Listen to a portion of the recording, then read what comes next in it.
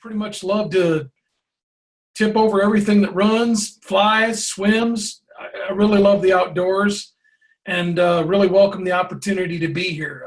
Got a couple of accolades listed there from the 2007 Masters Walleye Circuit World Walleye Champion, and then all the way down to the 1997 MWC Team of the Year. So I've been around for a little bit, and still going strong, still fishing, still hunting, still getting her done. My equipment that I run, this is last year's boat. This shows that I've got 2 Axioms in there. They're both 9 inches. You know, the one thing I want to express here is that you don't need these great big monster units nowadays, like the 12 inches, to survive. I did quite well last year fishing with 9-inch units. Excuse me just a second. And I think that y'all can do pretty well on them too.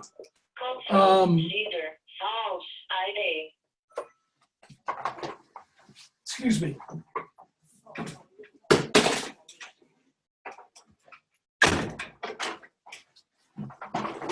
Unforeseen technical difficulties. But in any event, these are the units that I run in last year's boat. Here's a picture of this year's boat. Now, I do have a 12-inch in-dash. These are actually Axiom Pros. You can see on the left-hand side there, I've got a 9-inch. It's sticking out farther than the 12-inch. So it's going to look about the same size as a 12-inch unit. But as I was expressing earlier, I'm getting by really well with the 9-inch units. And in fact, if the dash of this past boat wouldn't have taken a 12-inch unit, I probably would have run a 9-inch.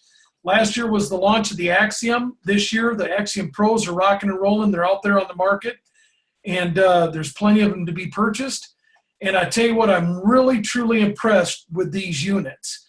This is a Navionics mapping fishing seminar. The one thing I want to express is that these units actually are faster than any unit I have ever seen when it comes to working with mapping.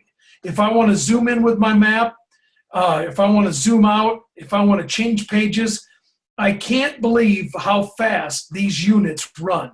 And that's pretty important because in a lot of instances, we're running on the Missouri River with shifting sandbars. We're running through the Lake of the Woods where there's some, pretty treacherous rock piles and channels. And I tell you what, I can quickly change screens, zoom in and zoom out as needed. I don't have to take time off of the wheel or off of what I'm looking at to do that.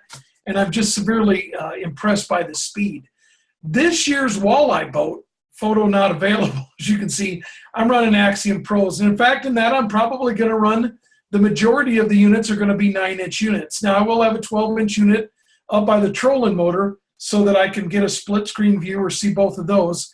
But I'll be running Axiom Pros in my walleye boat this year. Now, I want to give you a disclaimer here. I am not an electronics expert. I repeat, I'm not an expert. Probably wondering why I'm giving this webinar. Well, I do know enough to be dangerous, and as far as using practical applications of the units, the Raymarines, the Navionics mapping, it's a big part of what I do in my career and a big part of my fishing. And I rely on an incredible support team from Raymarine, Navionics, and the company that sets it up, my marine dealer, Al Specialty in Rochester, Minnesota. So let's get to the heart of the matter. Let's get to what this seminar is all about. And this is going to be kind of a seminar based on the following 2 questions. Number 1 I get a lot is, how do I catch fish on my home waters? And number 2 is, how do you break down a new body of water? Now, both of these questions require probably about a 2 to 10-day answer.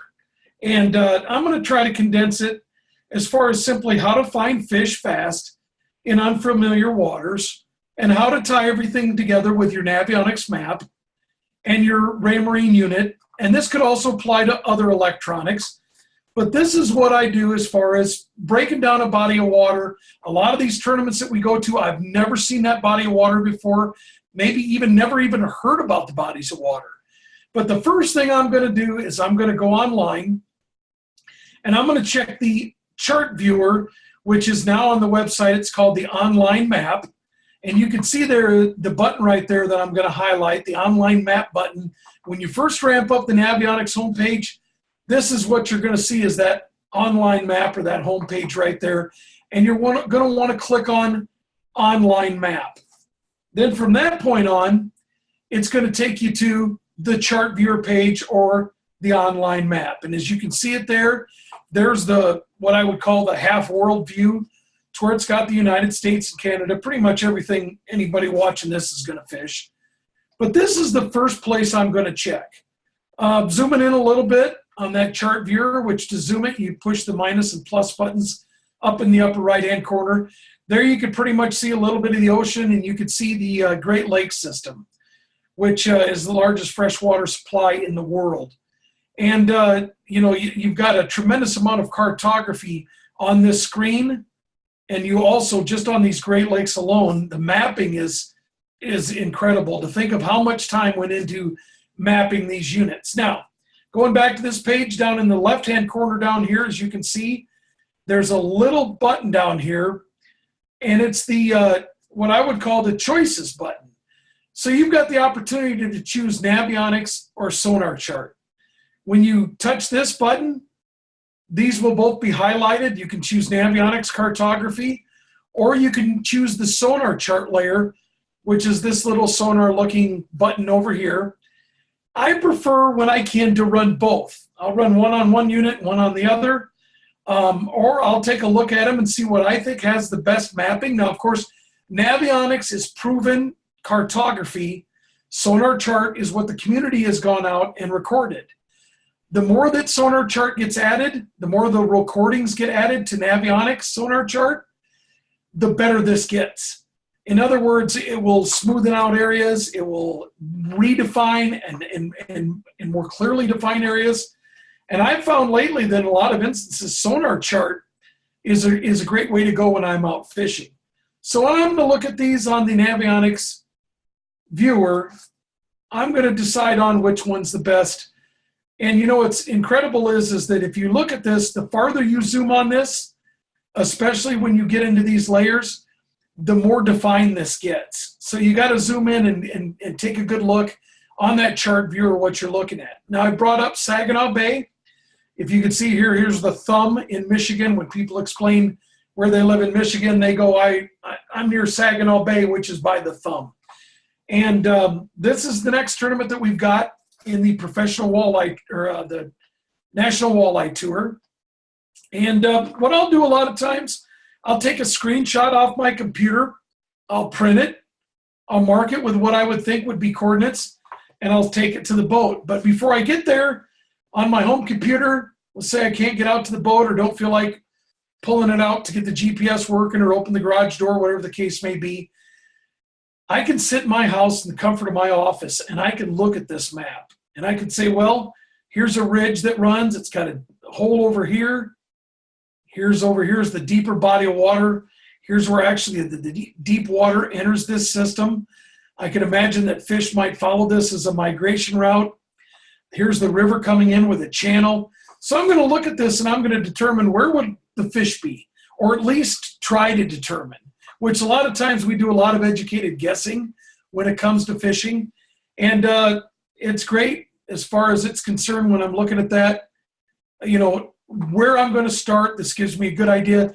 This may flatten the learning curve, where the boat ramps are at, et cetera, et cetera. Now, as I'm rolling along, I've got that. I've taken it out to the boat. I've got that photo with icons on it, or I've drawn or X marked the spot, and I can enter that into my boat unit so that when I get there, the areas that I feel that are interesting to fish, I can go check out and maybe get a head start on the competition. Now I'm going to go to one thing, and I'll probably say it more than one time. On the water is probably the best way to learn a body of water. In fact, there's nothing that beats on the water experience. But all these other things that you do ahead of time are the ways to break down a body of water, to learn more about your home body of water, to get better at fishing the species you're after. Now, when it comes to data, data rules. And I've got a few rules when it comes to data, but basically I've got it as far as when I'm looking for stuff, looking for data, what's the bait shop talk? What's on the web or the forums?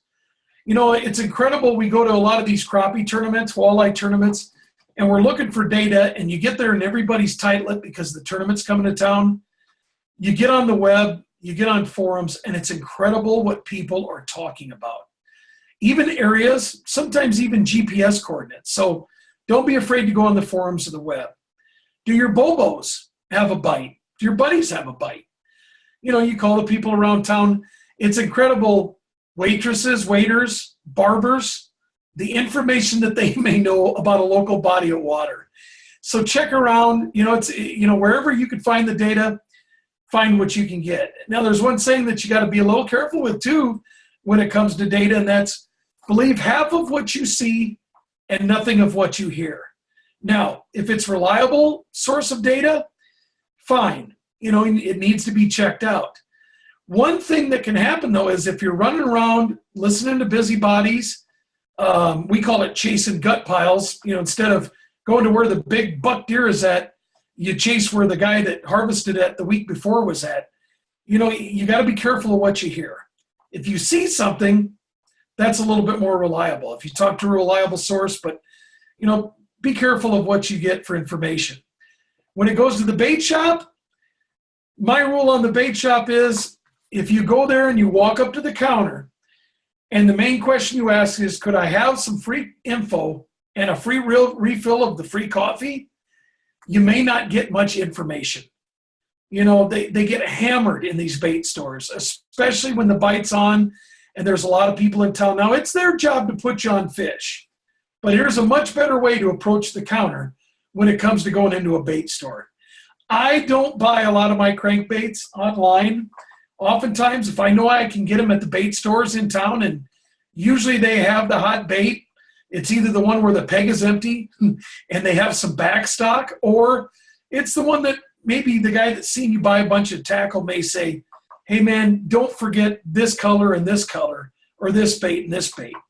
Now, hot baits are important, but the hot bite, to me, is a lot more important. So when you roll up to that counter and say, where do I pay for these? And where are the fish biting? That oftentimes will get you a lot of information, especially if you're carrying over a handful or $100 worth of baits when you walk up to the bait counter. Data rules. That's one of the reasons why, I love Navionics and I prefer to use Navionics cartography. Is right now they're updating cards and information at over 10,000 updates a week. And I'm being very conservative with that. The number's more like 14,000 updates a week on average. But, the biggest thing is don't forget to register your Navionics chart. Only about 40% of the charts that are sold get registered. You're sitting at home right now, you got your chart in your boat or you got it in your chart file, you don't have it registered, plug it in after the webinar. And in turn, what you can do with that is that will start that registration of that card, but you can get the freshest data, or you can get daily updates and update your chart frequently. I try to update my charts every time I leave for a tournament. I carry a laptop with me. I sometimes may update the chart while I'm there because you never know what data is going to be pouring in. And I've seen it to where I've got there, a map's decent, I go to update it, and some of the areas I'm fishing have fresh updates, and it's amazing. It's like, wow, I never knew that hole or that creek channel or that point existed. So make sure you update your charts frequently. Here's pretty much the two ways that you do it when you're online. Is you can go online. If you don't have an account, you need to create an account.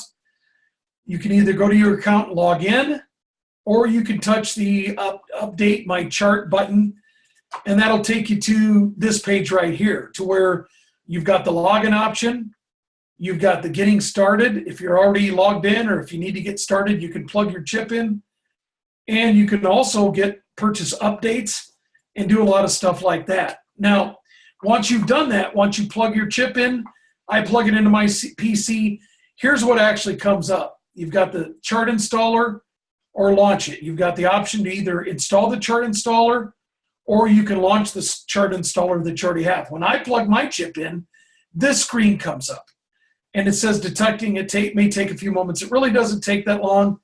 It says to me, hey, awesome, Tommy, how you doing? I rely on United States information and language. boom, the next page pops up and it tells me, okay, you've got a Navionics Plus that's preloaded US and Canada. That's Navionics Plus. Shows entire US and Canada with nautical charts. But I've also got the ability up to 2 gigabytes to put in what I would call, or what they call, sonar charts. And the sonar chart, if you can see here, I've got the little yellow square.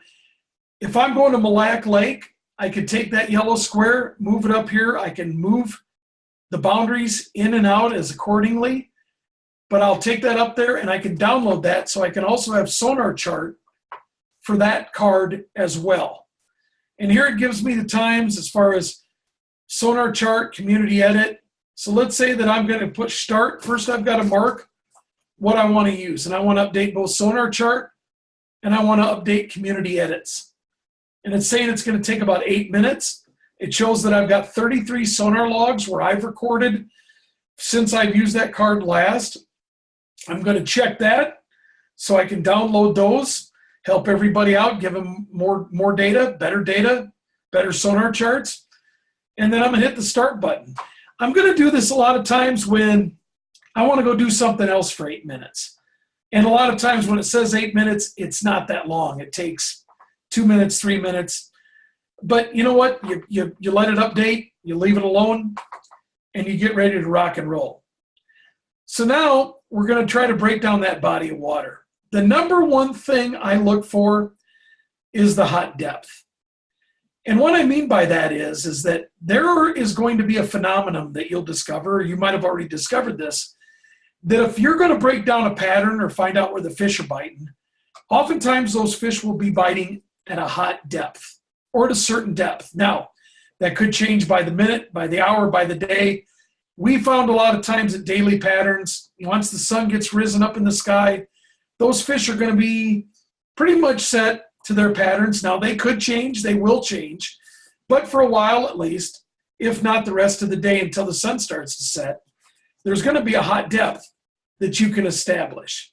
Now, when I'm going to do this, oftentimes, again, if I'm at the bait store, if I run into an angler that just wailed on him, if I'm at the cleaning station, if I'm at the boat ramp, I may ask an angler, where'd you get him at? And he's going to tell me, well, I got him out in the lake. I got him in the mouth. I'm not telling. That's my favorite answer, because then I know somebody's not lying with me or messing with me. But they may be not apt to tell you where they caught him. They may not tell you what bait they caught him on.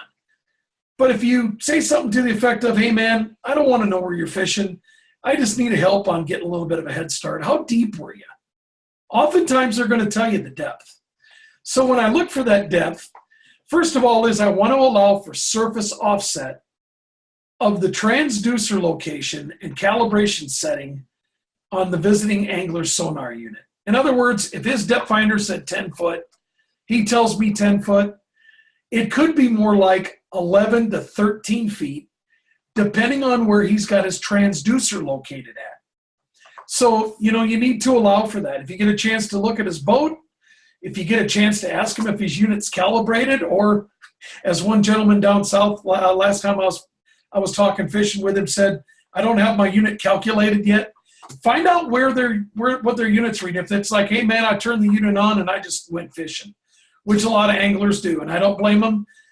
You take Raymarine, that's why I love it so much. The auto settings, you pretty much turn on the power and you get to fishing. Now, you can define it, you can make it better, but man, it's pretty dang close to best as far as I'm concerned when you go to fish and you fish with the auto ranges. But kind of allow for that surface offset.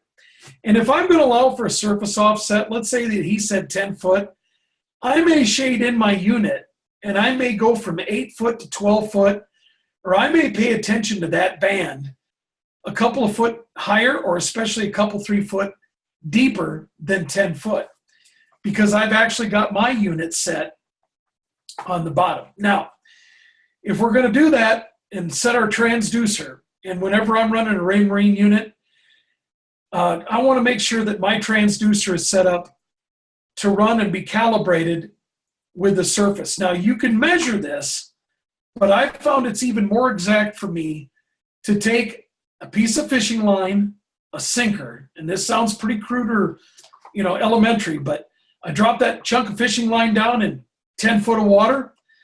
It's saying 10 foot, say on my unit. I grab the line right at the water's edge and I measure that line from the sinker to my fingers. It's 12 foot. And it's real easy sometimes if it's two wingspans. My wingspans from fingertip to fingertip are 6 foot. So I go from the sinker, I grab it, go to my fingertips, 12 foot, voila. Now I can set that by going to my menu button. That's this little button right here. And then in turn, as I push that, now I'm running a hybrid touch. So I've got the option of either pushing the menu button or pushing the screen right here on this little 3-line box. Then it's going to go to the menu. And this is the initial menu. This is going to be the stuff that you're going to use the most, or especially that I use the most. Here's auto range. And this is the menu for the sonar. But it's auto range, adjust sensitivity, add waypoint. You can see here I've got the opportunity for 3D vision, auto sonar, side vision, down vision, sonar, or 200 kilohertz. I've got to check for the sonar button right there, 50 kilohertz.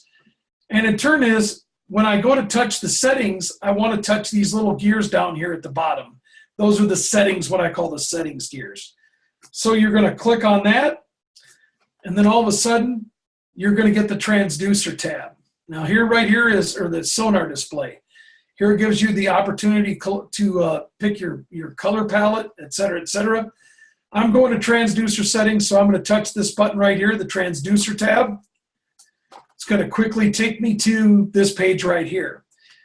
It's going to be my transducer. It's going to show the one that I've got set up there. I've got the RV on, not the P79 or my choices. Then in turn is I'm going to go to this setting right here. I don't want below keel. I don't want below the transducer. I want below the waterline so that I actually know the real depth. And I've determined that when I grabbed that fishing line and it was 12 foot and my unit said 9.6 foot, I know that the distance difference is 2.4 foot. So that's the transducer distance below the water line. Now, if I want to enter 2.6 foot or 2.2 foot, if that's different than what I just told you, then all you got to do is touch that 2.4 right there with your fingers, and then it's going to pop up and give you the opportunity to change that very quickly. That is the other thing that's incredible about the Axioms, is how intuitive they are, or in layman's terms, how well they work with you, or how well you can figure out which buttons to push when you're moving these along. And again, I'm going to go back to the disclaimer. I am not an expert. When I said to my boss at Raymarine, man, I really hope that the new units are idiot-proof or Tommy-proof. He said, Tommy, you're going to fit in just great with these units because, again, they're very intuitive. Now, you can see that I was showing you screenshots. Every one of these is a screenshot that I took from my unit out in the garage. That's why, of course, the sonar's not reading anything right there. Here's how simple it is. I had to take a picture of this because you can't take a screenshot of taking a screenshot. All you got to do is push the power button. This little dude quickly comes up. It allows you to quickly change your brightness, quickly turn off the unit. You can activate touch lock, or you can push this button right here, which is the screenshot button. And boom, it's going to take a picture of what you saw right here if I go through those steps and hit that screenshot. So that's how quickly I can do it. All right, back to finding the hot depth or the hot contour. When I go out fishing, oftentimes, let's say I'm going to go out to Saginaw Bay and I'm going to troll. I'm going to set up. I'm going to troll like this. I'm going to troll like this. I'm going to troll like this. And every time I catch a fish or mark what I believe to be walleyes, which I really firmly believe, I can tell the difference between certain species, especially walleyes and crappies, on my Navionics sonar. Every time I catch a fish or mark a fish, in this case, let's say I caught a fish and I made 5 different passes. Boom, boom, boom. See what all these have in common? They're all on a contour line. These contour lines are set up because that's where the bottom changes the quickest. In other words, if you look at this, maybe this was an instance to where the earth was covered with water, and then all of a sudden, the water started to recede. And every time that shoreline developed or that water set in one spot for a long period of time, it created a shoreline lip. Now, I don't know if that's how our bodies of water were created, but sometimes it sure seems like that. But on a reservoir, this is definitely the case. You get an instance where the water level recedes on a reservoir, and every spot where it sat for a while or it gradually receded instead of quickly receded, you had an instance there to where those contour lines were formed. And because of Navionics cartography, we've actually got that already on the map. I will pay a lot of attention to contours, or in this case, a hot contour. Now I've got the foundation of a major pattern developing. The fish are right in about 32 foot of water, 28 foot of water, 29 foot of water. That's where this contour line is going to set up on this reservoir or on this lake, wherever I'm at. So I found a pattern. I found a hot contour. So once I found this hot contour, I'm going to start fishing these contour lines. Now, if I can go with the wind or gently against it, I'll try to troll and go back and forth across that contour line. Every time I catch a fish, boom, boom, boom. And this is actually the first time, this photo of Saginaw Bay was the first time I started to figure this out. It was back in the late 90s, early 2000s. I don't know exactly the date, but I'm out there trolling and I've got, say, fish right in this area. And all of a sudden I get crowded. It's amazing that people may not see a distress flag from 20 feet, but they can see a net from 2 miles. So you get the seagull effect, you get crowded, or you just plumb flat wear those fish out, whatever the case may be, move down that contour line and start trolling, and boom, it's incredible how that will be a pattern, that hot depth or hot contour, wherever you go in the reservoir. Look at here. Here's all this contour going out here. Unbeknownst to me, there could be fish on it. Let's say it stops right here. Well, that means that the fish are migrating or moving in, and that school of fish is settled in this area here. Now, it doesn't mean that there may not be walleyes here and here on these contours. They could be smaller, they could be bigger. So, you know, let's compare this to smallmouth fishing or largemouth fishing. You catch a fish, bang, bang, bang, bang in these areas. That to me would be a pattern that there could be other smallmouth in these areas. Crappies, striped bass, white bass, you name it. These are prevalent ways to figure out these patterns. And I'll tell you what, you get out in the ocean, I can't say this with all certainty, but from talking to a lot of my friends, this pattern can also set up out in salt water as well. So, you know, figuring out the hot depth, the hot contour, the hot areas, this is one way to do it. I will shade the depth in a hot range. So if I've got an area or where those fish are biting, or I let my Navionics cartography do it for me, I can actually shade in this as white, shade this in as blue. This is where the deep water begins. And right along that blue to white edge, that's where I'm going to find my fish. Breaking down the pattern. This adds to another cornerstone to depth contours. Let's say that I'm out and I'm fishing a depth contour and I've got coordinates here, everywhere where one of these arrows is pointing. Now I've got a secondary cornerstone to this pattern developing. I've got a fish here, I've got a fish here, I've got a fish here, and I've got a fish here. They're all on points.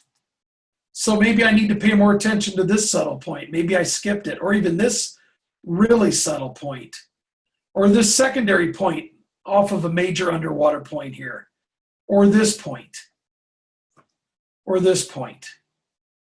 Come over here, there's a little point over, big point that sticks out here. This could be loaded with fish. Or maybe these humps could act just like underwater points.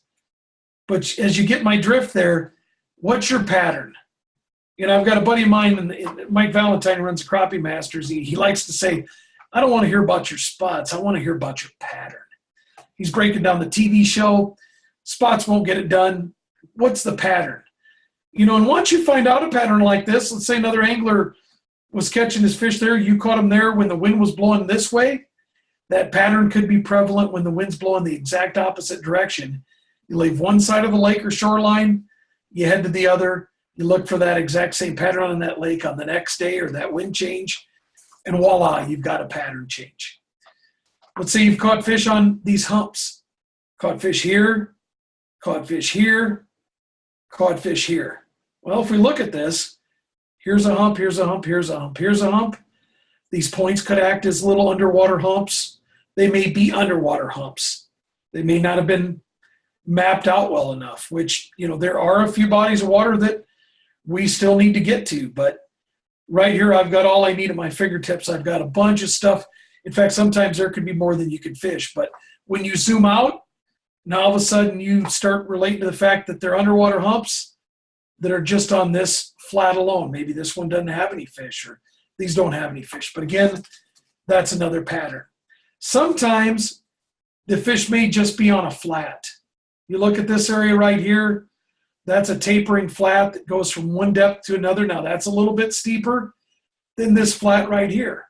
So if you get a fish, boom, boom, boom, boom, out on this flat, then in turn maybe you might want to fish this flat over here and stroll, troll, cast, jig, you name it.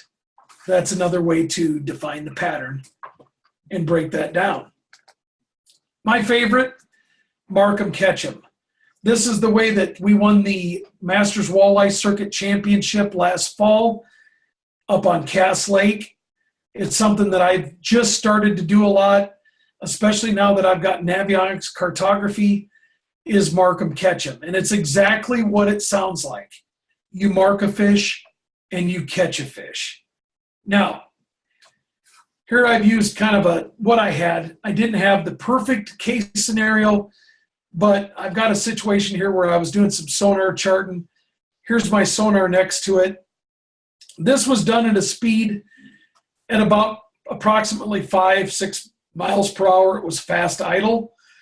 That's usually what I sonar chart with, or I do my sonar logs with for SonarChart, the community layer.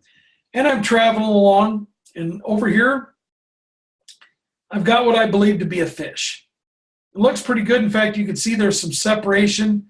So it could be a stick. Here you can see that this right here, that's a stick right here over on this far right corner, a tree. Here could be a stump with a fish on it. But let's just say that this right here is what I interpret to be a fish. I'm going to take my finger and I'm going to press it on my screen. My sonar screen will get highlighted. You can see this yellow line right here right now is over on the map. As soon as I touch this on Navionics, or excuse me, on my Raymarine unit, my hybrid touch, all of a sudden, boom, this screen is going to illuminate. This yellow line is going to move over to here. Then I'm going to press right on that fish right there. Then what's going to happen is, and it's going to be a red line, but a line's going to appear right across that fish, and it's going to store a coordinate. If you look over to the map on the left, there's where the boat passed over the fish. I touch the screen, and now I've stored a coordinate. And this, to me, has changed the way that I fish. The unit's so fast, so intuitive, and it can do this for me. I've immediately marked that fish. Now that I've marked that fish, I can go back and cast to him. I could drag live bait rigs through him. Heck, I may go along on this whole contour line of this whole area, and I may mark 10 fish and then go and troll back through what I believe to be 10 fish.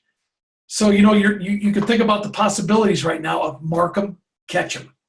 And right now, if you're sitting at home watching this, and I know you are, say mark 'em, catch 'em. Sounds good, doesn't it? When you go out, I say that, my partner and I, we say that all the time because it builds confidence. We're going to mark them and we're going to catch them. And if you think you're going to do that, you're going to be more apt to catch fish. Here's what's incredible about the new Axioms. And I actually was doing it with the ES series and the A series. is that I've got my transducer set up in my boat that I can mark fish at 40 miles per hour and even faster. But 35 to 40 to me is plenty fast when I'm cruising along. And how I found this out is I was going from one spot to another. I look and all of a sudden all these humps show up on the graph.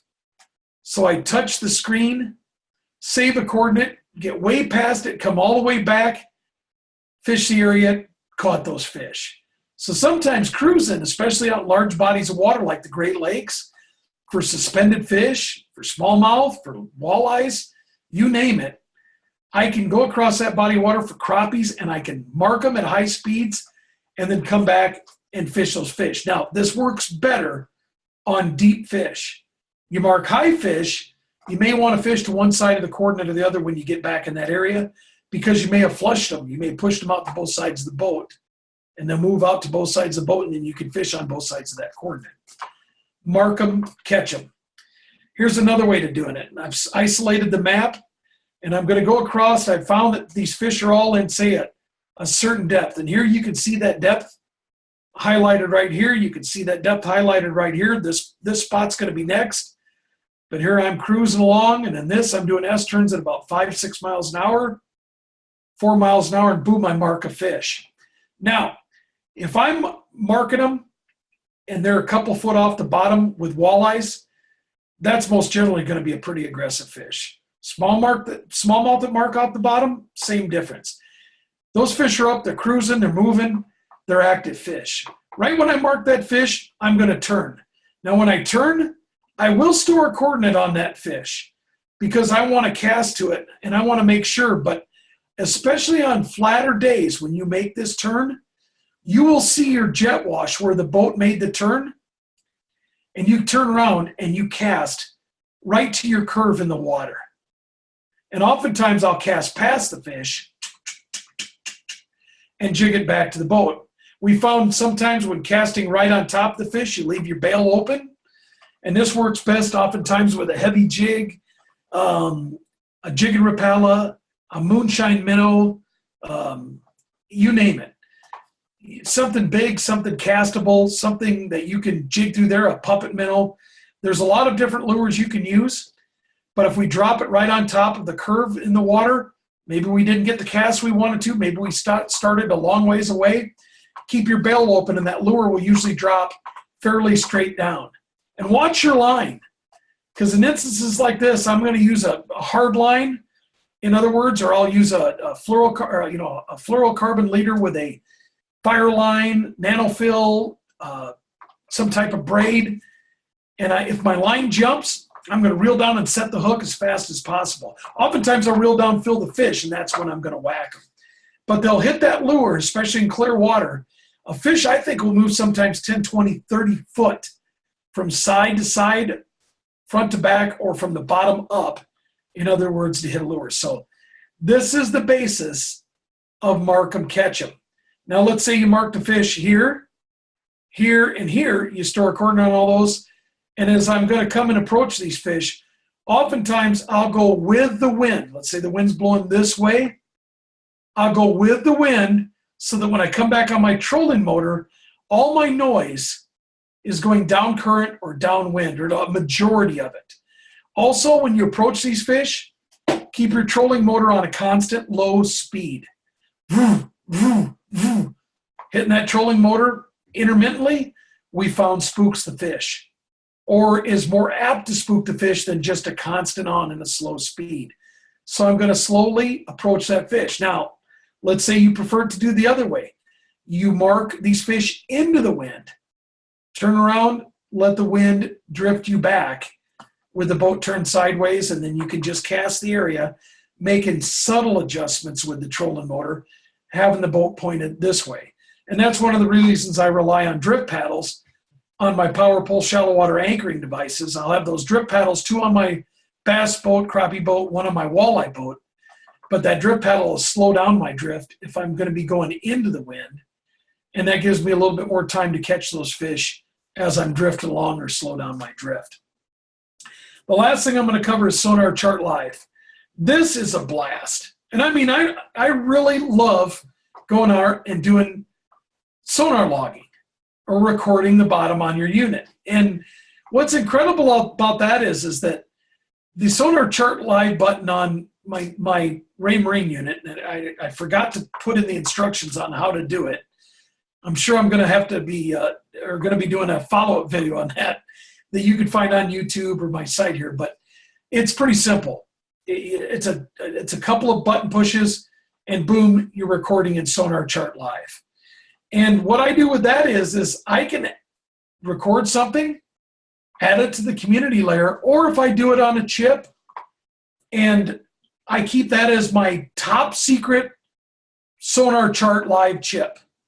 Well, then that is mine to keep. I don't, you don't necessarily need to give up your honey holes when it comes to recording. Now, if you're on one of your honey holes or if you're near one of those areas and you're fishing, you can turn the SonarChart recording button off. In a lot of instances, I let her rip. It's my job to do it, but this is addictive and it's fun. And I'm going to show you, hopefully, the speed of this internet. As you can tell, I'm doing this at my mom's house. So I've got faster internet than out in the country where I live. I'm a redneck, I admit it.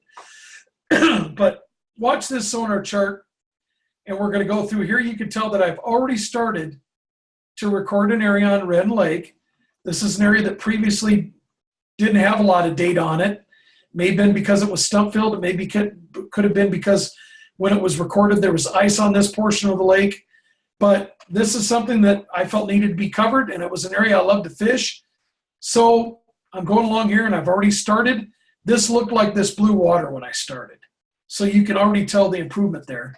And as I move along with the boat, watch how this actually starts to fill in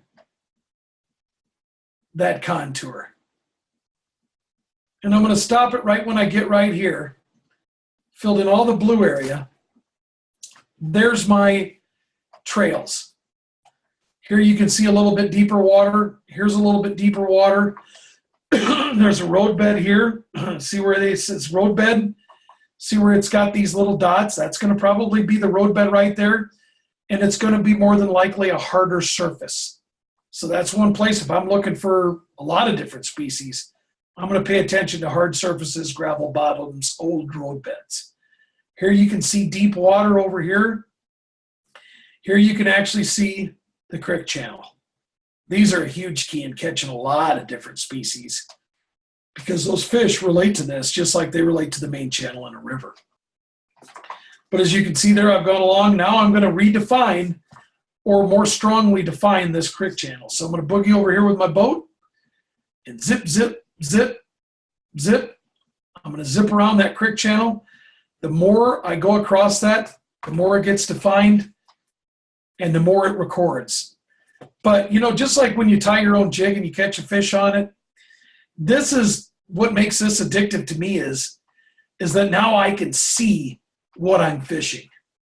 And fishing without Navionics maps, to me, is just like walking through a room full of mouse traps and razor blades and hammers and people swinging them in the dark without any lights on. I want proper mapping, and I want to be able to see what I can do. And again, logging SonarChart is fun. It's a blast.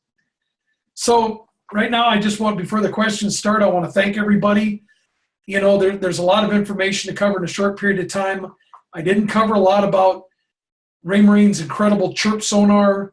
I didn't cover a lot of that in this webinar, but of course, I know I'm going to be asked to do more webinars in the future.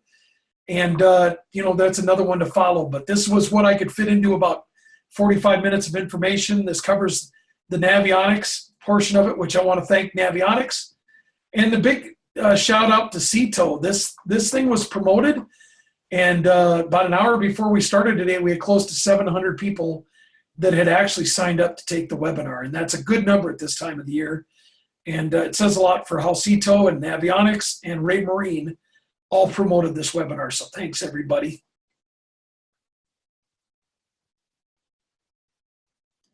All right. Great job, Tommy. That was awesome. I know I learned a lot. Well, I was speaking in rednecks, Steve, and I figured that, that you might understand a little bit of that. Yeah, I caught on to it. All right, cool. All right, guys. Well, if you got some questions, now's the time to shoot them. I'll read them out, and Tommy will answer them.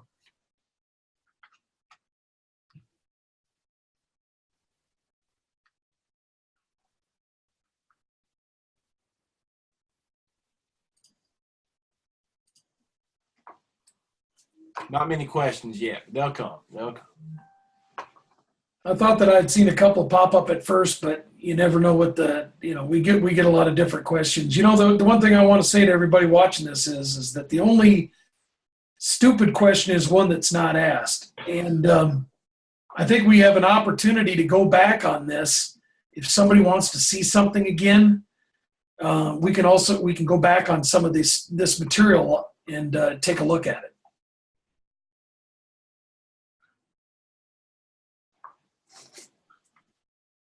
Again, if you're looking to ask a question, just look for the Q&A emblem on your screen, tap on it, and shoot away. All right, here we go. Here we go.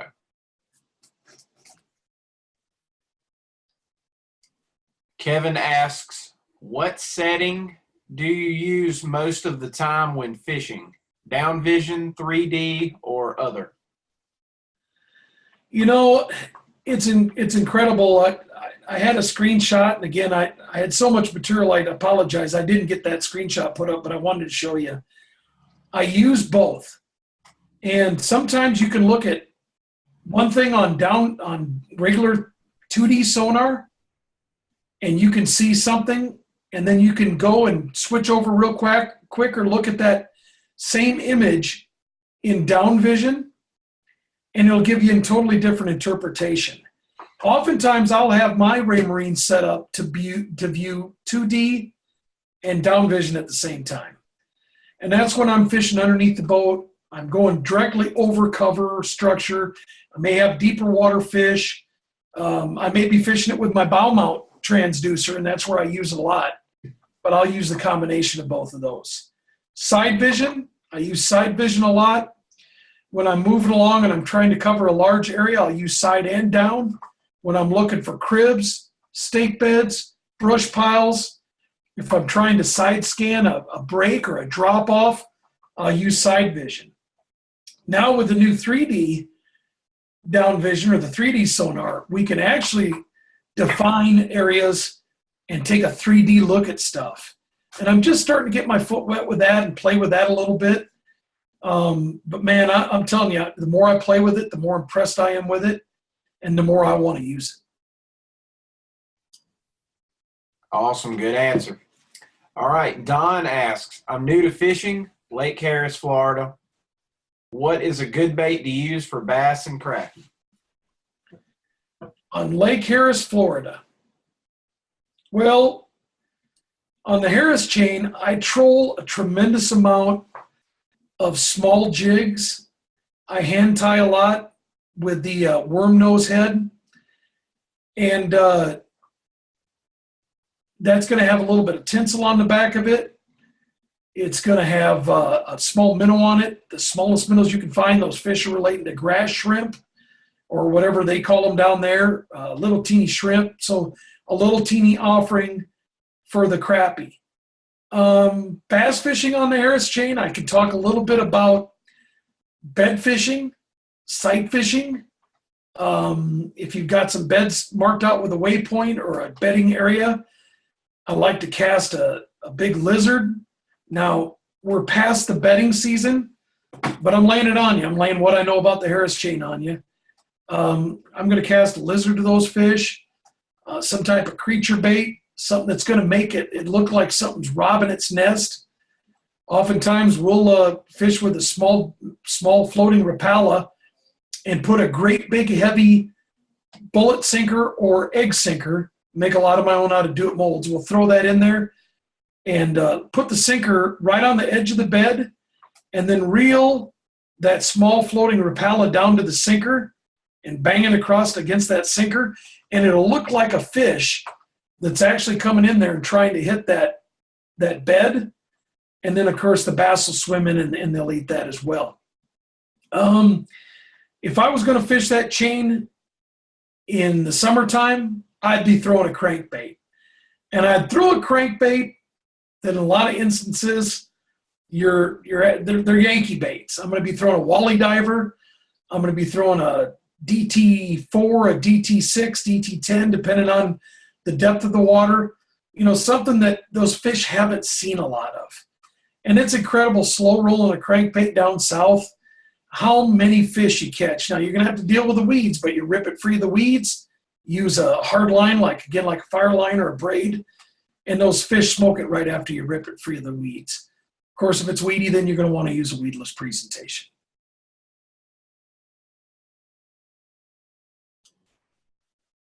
All right, from Brian, could you talk a little bit about the multiple fish screen page showing 4 panes at once and talk about how you use these together? Well, on a 4-page setup, and I use those very seldomly, but on a 4-page setup, what I will often do is, and this is again what I like about the Raymarine and the new Axiom touch feature, they're fast. So to set up a page, to me, all I've got to do is do a button push on the home page, hit a screen, and then I can build the screen. I can make it a single screen, a double screen, a triple screen, 4-page screen. And then in that box or that screen, I can put 4 different types of sonar. I can do the 3D real vision, I could do down vision, I could do side vision, and I could do 2D. So that's one way to use it. I could do a zoomed out map, a zoomed in map with my Navionics mapping on one side, and then on the other side, I could have, say, like a regular sonar, a 2D sonar on the top, and a down vision on the bottom. Let your imagination run wild. And with Raymarine, we've got the options of video, we've got the options of radar. So, you know, there's a lot of different choices that you can make when it comes to that 4-screen approach. All right. Mitchell asks, any tips for shallow water? Fishing the backwater and sonar is limited. Well, you know, I tell you what, oftentimes when you get into shallow water, that's where your side vision is going to shine, because you can actually see those fish or mark those fish. Pay attention. I set mine usually on about 30 feet. So that isn't very far. That's about a quarter of a cast. You know, if you're going to sissy whip it, about a half a cast from the boat. But that 30 foot, if you go to take a look at that, you're going to see the fish on the unit on side vision, and you're going to see a shadow. So you're going to see a white blob, and you're going to see a shadow behind that fish. And, you know, I'll cruise along, and if I mark a bunch of fish, I'll fish it. Oftentimes I won't. Sometimes you get into really shallow water, and you just got to fish it. And you may not be able to mark a fish because you go over fish in 2 foot of water, your cone's a foot below the surface, you're going to have to be right on top of that fish. And then if you do mark it, are you going to be able to interpret that mark? So that's where I'm going to quickly fan cast. I'm going to put my motor on constant on, put it on maybe a 4. A lot of your bass anglers go a lot faster than that, and just do fan casting and hit about every 20 feet. If you hit a fish, then maybe you might want to slow down and pick that shallow water apart. But that's how I'd fish shallow water. All right, Bob asks, what transducer are you using for your high-speed marking? In a lot of instances, I can get away with the through hole puck, and that's the one where it shoots through the hole through epoxy. The other transducer now, the all-in-one, and I don't know exactly the exact name of that right now. Again, I'm a redneck, and I'll probably take heck from this from my boss, but it's that all-in-one transducer that does it all. It does 2D, 3D, down vision, side vision. And the great thing about that is that they've got step mounting plates to where you can actually mount that boat on the step, or mount that transducer on the step of your boat, so it's not on the bottom of the hole, and it's not up high where it's getting waterline surface. It's on that step underneath the boat, and those are the two that I use. I think that transducer is the RV100. That's it. Thank you very much. Well, thank the iPhone, right? I was going to Google it, but man, I just figured if I said all in one, they'd figure it out. But thank you. All right. Joe asks, have you ever salmon fished on Lake Michigan? Any recommendations? You know, I've never salmon fished on Lake Michigan. My recommendation would be is get a hold of a really, really good charter that's got really good reviews, and go out first with them. And, you know, once you catch some fish and get some confidence, then you can go out with your own boat. You know, the other recommendation would be is I would try not to be a seagull. If I had salmon fishing gear, or if I had a buddy in my boat, we were going to go out to fish salmon, and we had some of the Magnum offshore planer boards and some wire, and we were going to troll, I'd be more apt to probably troll for the fish. I would see where a lot of the other anglers are fishing, note the water depth, the temperature. Salmon relate to thermal walls. So if you're in, say, 52-degree water and all of a sudden you're in 64-degree water and you run out of salmon, you figured out that those fish may be in that thermal wall. They may be right there where those two, where that warm and that cold water meet. Now, I'm regurgitating a lot of stuff I've learned from my salmon buddies, but I would pay attention to the pattern where the crowd's at, and then I'd get the heck away from the crowd and I'd go find some fish that I could be by myself on, or would have just pretty much to me, myself, and I, and the people in my boat. All right, tips relative to Raymarine settings on the Axiom Pro.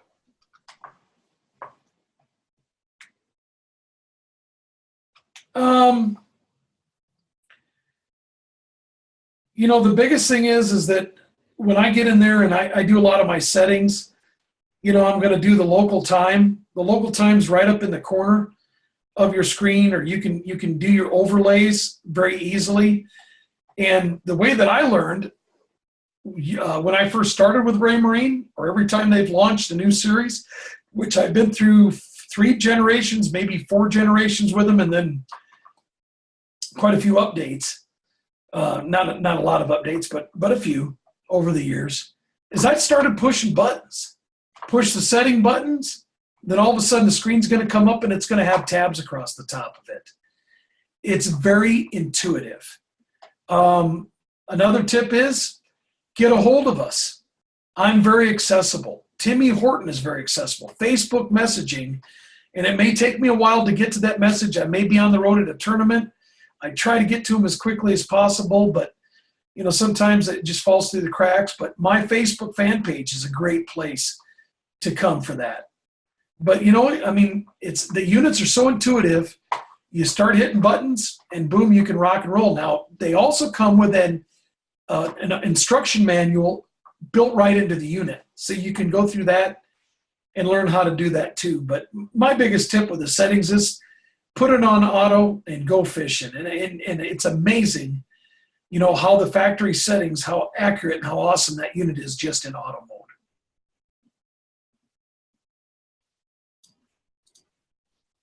All right, Roy asks, when you're marking fish and saving the data, does the data include time of day you mark them and water temperature? I'm using a Dragonfly 7 Pro, and on the screen info does not include time, and my manual doesn't answer this question. How to display the time? Can you help? Oftentimes, if you go to that coordinate, and I haven't played around with the Dragonfly for a couple of years, but if you go to that coordinate, oftentimes a lot of that data is going to be right on that coordinate, and you highlight the coordinate, or you go into edit the coordinate, and that's oftentimes where you're going to be able to pick that up. Kind of curious about that myself with the Dragonfly, and I might want to look into that. Oftentimes, if you've got a question on this stuff too, folks, Raymarine's customer service and support is there and ready and willing to help you out with a lot of these questions. Again, if you could throw me that question on Facebook, if you can't find the answer, I'll try to track it down for you. All right, Kevin asks, do you have a usual screen setup when running 2 units, trolling, casting a contour, or jigging a contour? What was that again? Do you have a usual screen setup when running 2 units, trolling, casting to a contour, or jigging a contour? Yeah, that's a great question. Absolutely. You know, if I'm trolling, I'm going to have a screen set up with a large view of the map and the Navionics cartography, and I'm going to have a close-up view on the other half. And I may adjust the percentage of that screen. If we look right here on, say, we use this, here's a half and half.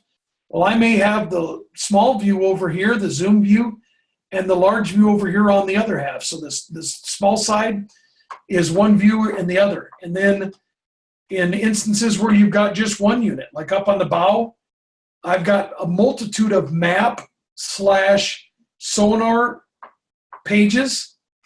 So I can go to my home screen and I can quickly pick that out, or I can have the bow set up one way and my console view set up the other way. So there's a multitude of ways to do that. I have the units networked, so when I store a coordinate on one unit, it will show up on all the units. There's other times where I've had 2 units in the bow of the boat and I leave one unhooked, because if there's a coordinate on that, I may want to know that that coordinate came from that unit and it didn't come from my rear unit. So I might enter the rear unit coordinates if they're pertinent to what I'm fishing on the bow mount unit and fish it as a standalone and rely on the other unit side by side as a network unit. But that's what those pages are for. And you can, it's incredible. I haven't used up all of my different screens. I've got a lot of choices or a lot of screens that I can fill in and customize, as they call it on the unit. And I haven't gotten to all of them. There's so many of them. So absolutely customize the screens to how you fish. And you know, what's incredible is you may get in my boat and see my screen and say, no, I do it this way. Well, you know, there's no right way to do it. And there's no wrong way to do it, especially. Your way may be the right way, and that's the best for you.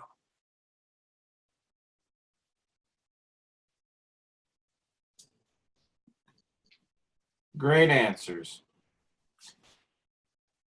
All right, from Forrest, what do you think the true Raymarine sonar depth limits are? The true Raymarine sonar depth units or limits. You know, as far as marking sonar in shallow water, you know, I've gotten as shallow as where I know that the water line down to the bottom is 2 foot and it hasn't lost the bottom. You do that best with your down vision. That's got the quietest frequency. It won't blow itself out. They've got it now set up to where if you do lose bottom, it quickly goes back and finds bottom. So if you run your transducer in the mud, and, you know, which we all do that from time to time when we're fishing shallow, you know, it'll quickly find itself once you get back out into deeper water. I had an interesting thing that happened. It was almost like from the movie Predator, when Arnold Schwarzenegger covered himself in mud and he couldn't be seen by the predator. I got the transducer just this last fishing trip covered with mud, and I had to pull it out of the water and clean it off before it would read, but it was incredible how much mud it was reading through before it got caked up, you know, with that mud on the surface. But the one thing I do know about Raymarine as far as deep water is concerned, I haven't fished deep enough water or marked in deep enough water for the unit to lose it. And these units were set up for deep water areas or fishing in the ocean, and that's where they really beat the competition as well, is in that deep water. So that might be a question. The deep range might be a question for one of our salt guys. All right. Do you use chart sync on your units? Occasionally. But most of the time, you know, I don't.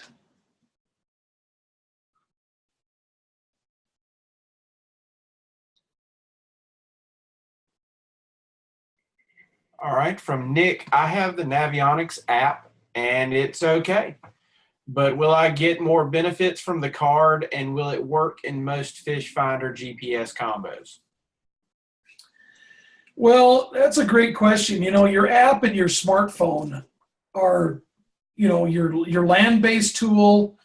You're in the bait store and you can show somebody your smart device, et cetera, et cetera. I have had a lot of friends lose their smart devices. They weren't so smart where they've dropped them in the water, or they've got them wet and they didn't have them properly protected. Even with some of the best cases nowadays, you can get some moisture in there, so you got to be careful. In the boat, I would recommend, highly recommend cartography, getting an Navionics chip. The last question was with ChartSync. You know, I got to thinking about that after the question was asked. I use ChartSync on the units oftentimes, but I've got access to so much cartography, and I've saved up a few chips over the past that, you know, I don't have to use that. When we go back to the app, though, the app is a great tool if you don't have a chip. It's a great tool if your buddy doesn't have a chip. But nothing replaces being able to lay down a track and use a quick, intuitive sonar like Raymarine when you're out fishing. So, man, I know I really elongated that question, but mapping is what made me the angler that I am today. It's what's helped me secure all of my major titles. And I've been using Navionics since I started fishing professionally, right around in the mid 90s. So, you know, it's something that I couldn't live without. So definitely get the cartography for your graph.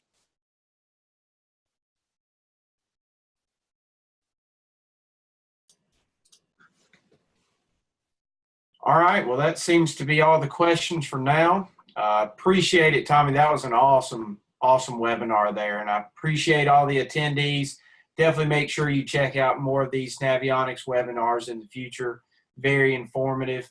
And again, Tommy, can't say enough. It was awesome. I learned a lot sitting here as well. Well, I really appreciate it. And again, everybody, thanks for putting up with me and the fact that I am not an electronics expert. But Stephen, I really appreciate your help. And y'all, again, don't be afraid to check out my Facebook at Tommy Skarlis. I go back to the beginning page. This is how it's spelled, Skarlis, my fan page. There's a lot of good stuff on there. There's a lot of good information, a lot of good videos. And if you got a question, just throw it at me on Facebook and I'd be glad to answer it there.